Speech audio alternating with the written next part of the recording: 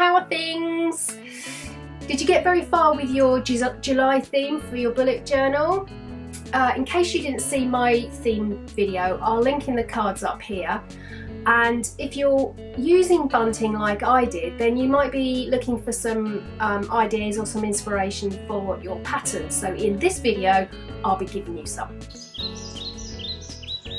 I decided to use bunting because I just wanted a slightly less chaotic salt to my senses from June. June was a bit crazy, so I thought I'd pare it back a little. July is a great month for fairs and festivals on the Isle of Wight, and it seems like we've got something going on every single weekend from now right through to the end of September.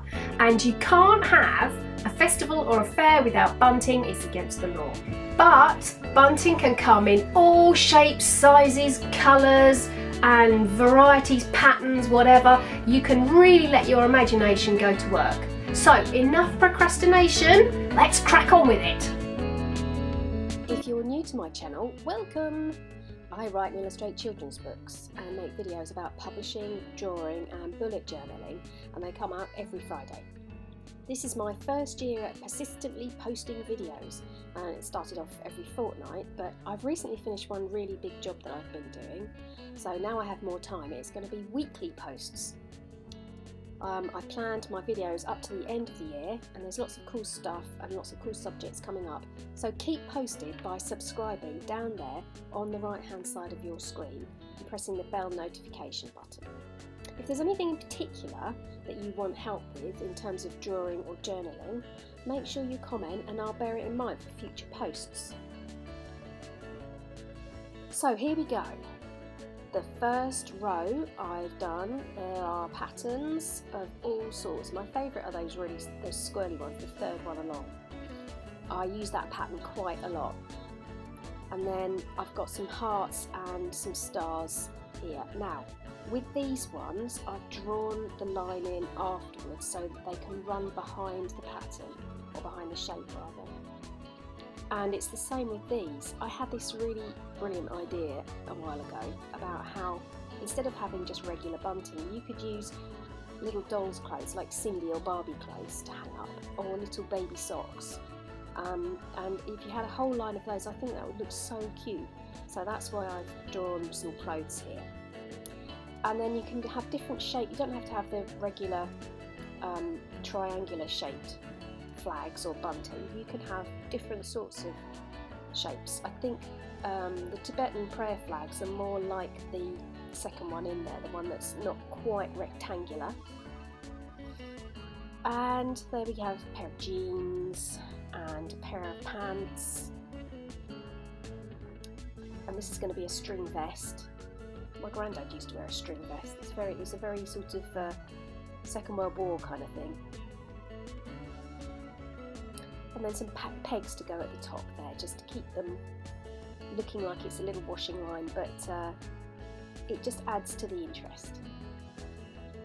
And you can draw rick-rack or ribbons or whatever you like on the clothes themselves, but there's no end to what your imagination can do for these clothes.